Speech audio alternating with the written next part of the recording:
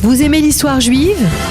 Retrouvez Liana Gurfinkel dans Un jour notre histoire sur Studio Kalita, c'est tous les matins, pour découvrir ensemble les événements et les personnages qui ont fait notre histoire. Voilà, une matinée un peu bousculée ce matin. Johanna Zarmati, la porte-parole de la Fondation du Kotel, pour le moment, on n'arrive pas à la joindre, donc on essaiera un peu plus tard en espérant pouvoir la joindre vers la fin de cette émission. Donc, Eliana, vous êtes là, au poste. Je suis là ce matin exactement. Le premier jour de Sukkot, donc, qui s'est bien passé. On se dit Moadim les Simcha, voilà. Moadim les Simcha.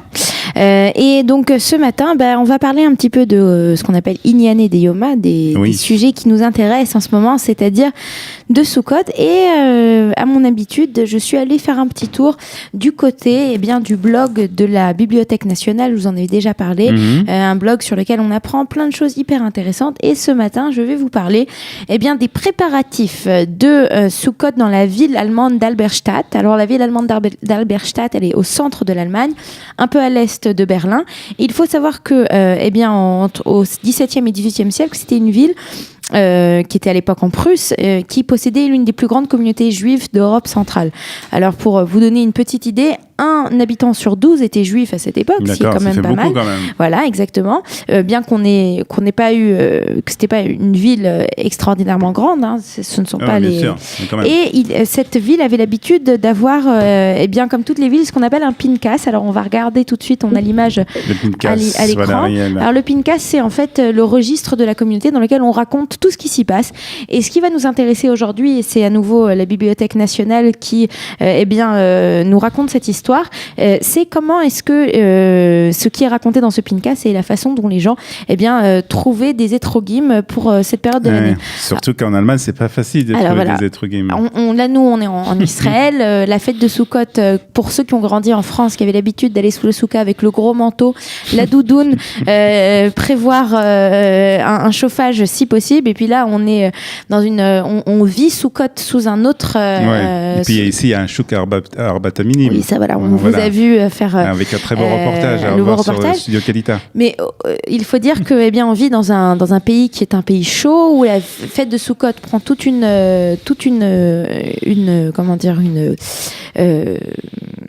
dimension que l'on comprend même mieux. Ouais. Et il faut dire que Maïmonide, dans le guide des égarés, dans le Moreh Nevuchim, explique que l'idée de prendre ces 4 espèces au moment de Sukkot, c'est pour montrer la profusion de la terre d'Israël. Et justement, si on part il y a juste 100 ans ou 200 ans en Europe, imaginez-vous la complexité et la difficulté d'avoir à cette époque-là les 4 espèces quand nous sommes dans des pays qui ne sont pas des pays chauds. Et il fallait donc s'en procurer. Et c'est donc ce que nous raconte l'histoire du pinkas d'Halberstadt. Et dans ce pinkas, on va nous raconter la façon dont à cette époque les gens, si on arrivait à avoir un étrog pour la communauté, tout le monde était très content. Ouais. Tout le monde faisait la bracha, faisait la queue pour faire les brachot sur un étrog. Et donc il raconte comment faire pour réussir à avoir des étrogim, parfois plusieurs, parfois un. Et puis dans tous ces étrogim qui arrivent, des fois, on vous ment, vous ouvrez la caisse, ce sont des citrons. Ou parfois, quand tout arrive, ils sont plus cachers si le pitum, donc la toute petite partie tout en haut a été cassée, ça ne marche plus. Et donc, il faut savoir aussi que les commerçants locaux, aimaient piéger la communauté juive qui était désespérée.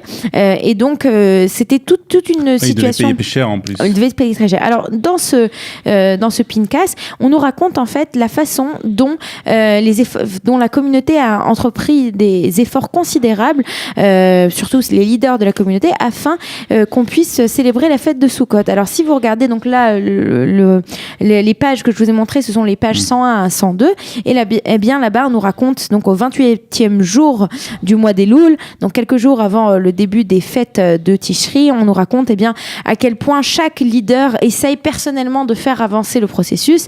Donc Reb Moshe raconte au nom de Reb Gissel qu'il a écrit aux dirigeants de la communauté de Francfort pour savoir qu'est-ce qui se passe justement s'enquérir des étrogim. Jusqu'à présent, nous n'avons pas eu de réponse. réponse. On a aussi un autre endroit où on a marqué Reb Gisèle continue d'attendre sa réponse, et si son contact ne pourra pas faire venir des Trogrim, eh bien nous allons acheter quelques Trogrim à la foire de Leipzig avant Rosh Chodesh Tishri, autant que nécessaire pour toute la communauté. Et donc on voit véritablement la façon dont ces communautés vivaient, la façon dont j'ai envie de dire, si aujourd'hui notre plus grosse angoisse à la veille de Sukkot, ce serait, je sais pas quelle peut être notre angoisse aujourd'hui à la veille de Sukkot, mais à l'époque, eh bien ces Juifs ashkénazes, ils avaient des véritables angoisses. Comment est-ce qu'on va pouvoir réaliser la fête de Sukkot? Est-ce qu'on aura ces 4 espèces? Et là, j'aimerais juste vous montrer une autre image, qui est une image assez connue, puis si déjà on parle des Juifs alsaciens, donc des Juifs alsaciens allemands. Je ne sais pas si vous connaissez cette très célèbre gravure. C'est une gravure d'Alphonse Lévy, et donc on voit ce vieux Juif, et bien au moment de la fête de Sukkot, qui tient donc cet arbat taminim dans ses mains. Ces 4 espèces, l'étrog d'une main, et de l'autre main, eh bien, le loulav, ainsi que les hadassim et les haravot. Voilà, donc il y a marqué le juif au cédra. C'est donc une belle illustration d'Alphonse Lévy. Il faut dire que Alphonse Lévy, donc juif alsacien, l'Alsace, l'Allemagne, c'est un petit peu les mêmes communautés. J'en dirai pas plus parce que sinon je vais me faire taper sur les doigts par les Alsaciens qui me diront mais non. Voilà, Olivier. Très bien, c'était intéressant en tout cas, et puis voilà, ça nous fait réfléchir en tout cas sur la facilité dont on a aujourd'hui de réaliser mitzvot en Eretz Israël, et voilà, c'est un accomplissement justement du fait qu'on a aujourd'hui notre terre, et c'est important de le signaler. Exactement. C'est bien de nous l'avoir rappelé. Merci beaucoup, Eliana. Chag Sameach, Moadim Lesimcha, 8h et 32 minutes, une petite pause de musique, et puis après la revue de la presse des médias israéliens, et puis nous essaierons en fin de journal, en fin d'émission, de contacter Johanna Zarmati. Vous aimez l'histoire juive? Retrouvez Liana Gurfinkel dans Un jour notre histoire sur Studio Kalita, c'est tous les matins, pour découvrir ensemble les événements et les personnages qui ont fait notre histoire.